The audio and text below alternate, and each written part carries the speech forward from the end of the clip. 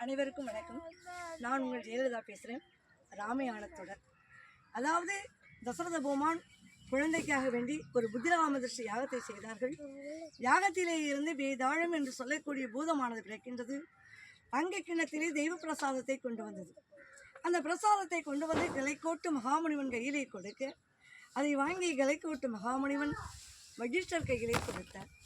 அதை வாங்கிய வஜிஷ்டர் தசரதன் கையிலே கொடுத்து, அப்பா தசரதா, உன் மனைவியானை கோசலை, கைகேசி, சுமித்திரை என்று சொல்லக்கூடிய 3 மனைவிமார்களுக்கும் பங்கிட்டு கொடு என்று கொடுத்தார்.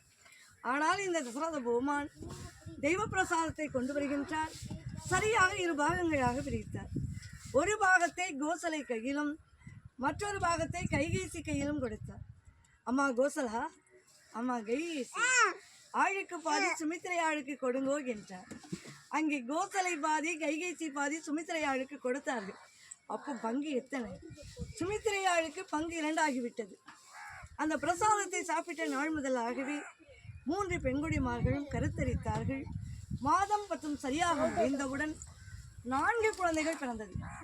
அதாவது 3 பெண்ணுக்கு 4 குழந்தைகளா?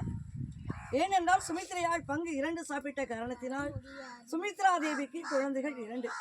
கோசலை வயிற்றிலே கோபால ராமன், கைகேசி வயிற்றிலே பரதன், சுமித்திரையாள் வயிற்றிலே சத்துருக்கள் லட்சுமணன் வந்து பிறக்கின்றார்கள்.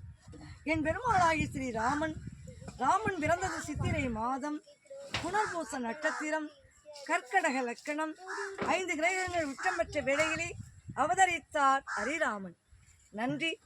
நாளை உங்களை தாடகை சம்மாரத்திலே சந்திக்கின்றேன். உங்களிடமிருந்து விடைபெறுவது உங்களுடைய அன்பு தோழி ஜெயலலிதா.